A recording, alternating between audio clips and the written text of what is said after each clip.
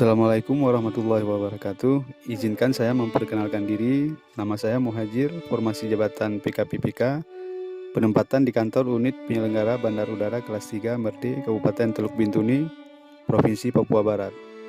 Pada kesempatan ini saya mendapatkan tugas pada agenda 1 tentang nilai-nilai bela negara pada kegiatan Laksar gelombang 9 angkatan 77 kelompok 2.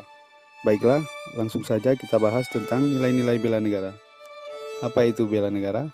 Berdasarkan pasal 1 ayat 2 Undang-Undang Nomor 1 Tahun 1998, bela negara adalah tekad, sikap, dan tindakan warga negara yang teratur, menyeluruh, terpadu, dan berlanjut yang dilandasi oleh kecintaan pada tanah air, kesadaran berbangsa dan bernegara Indonesia, serta keyakinan akan kesaktian Pancasila sebagai ideologi negara, dan kerelaan untuk berkorban guna meniadakan setiap ancaman, baik dari luar negeri maupun dari dalam negeri, yang membahayakan kemerdekaan dan kedaulatan negara, kesatuan dan persatuan bangsa, keutuhan wilayah, yurisdiksi nasional, serta nilai-nilai Pancasila dan Undang-Undang Dasar 1945. Wawasan kebangsaan adalah salah satu pengetahuan penting bagi warga negara Indonesia. Wawasan kebangsaan merupakan bagian dari pemahaman berwarga negara. Wawasan kebangsaan adalah konsep yang membedakan bangsa Indonesia dengan bangsa-bangsa lain di dunia ini. Tujuan utama wawasan kebangsaan adalah membangun dan mengembangkan persatuan dan kesatuan. Hari Bela Negara atau HBN adalah hari bersejarah Indonesia yang jatuh pada tanggal 19 Desember untuk memperingati deklarasi pemerintahan darurat Republik Indonesia oleh Mr. Syafruddin Prawira Negara di Sumatera Barat pada 19 Desember 1948. Keputusan ini ditetapkan oleh Presiden Susilo Bambang Yudhoyono melalui Kepres nomor 28 saat itu. Baiklah, untuk selanjutnya, mari kita simak siapa yang terlibat dan mengapa harus dalam bela negara. Bela negara merupakan hak dan kewajiban setiap warga negara yang tertuang dalam Pasal 27 Ayat 3 Undang-Undang Dasar 1945.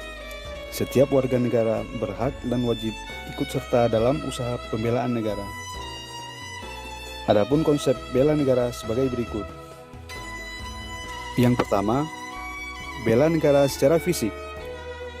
Bela negara secara fisik, pelaksanaannya dilakukan oleh rakyat terlatih atau disingkat dengan RATI yang terdiri dari berbagai unsur, misalnya resimen mahasiswa, perlawanan rakyat, pertahanan sipil, Mitra Babinsa, OKP yang telah mengikuti pendidikan dasar militer dan lainnya. Adapun bela negara secara non-fisik dapat dilakukan dengan cara 1. Belajar dengan sungguh-sungguh. 2.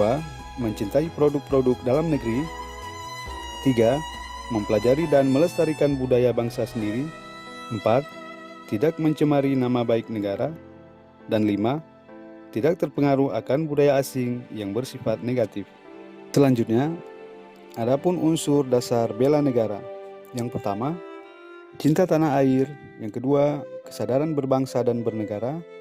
Ketiga, yakin akan Pancasila sebagai ideologi negara. Keempat, rela berkorban untuk bangsa dan negara. Yang kelima atau yang terakhir, memiliki kemampuan awal bela negara.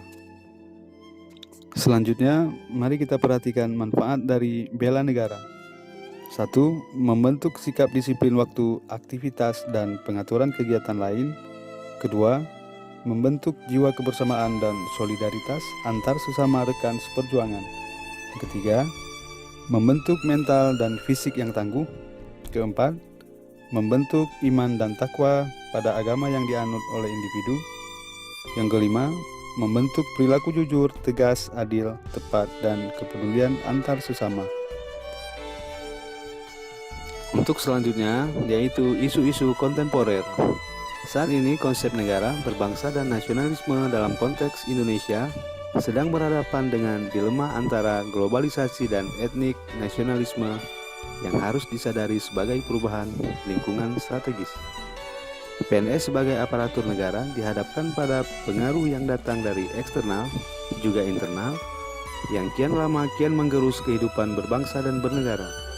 Pancasila, Undang-Undang Dasar 1945, NKRI, Bhinneka Tunggal Ika sebagai konsensus dasar berbangsa dan bernegara. Fenomena tersebut menjadikan pentingnya setiap PNS mengenal dan memahami secara kritis terkait isu-isu strategis kontemporer, diantaranya korupsi, narkoba, paham radikalisme atau terorisme, money laundering, proxy war, dan kejahatan komunikasi massal seperti cybercrime, hate speech, dan hoax. Itulah paparan singkat materi agenda 1 sebagai tugas dari saya. Sekian, terima kasih. Assalamualaikum warahmatullahi wabarakatuh.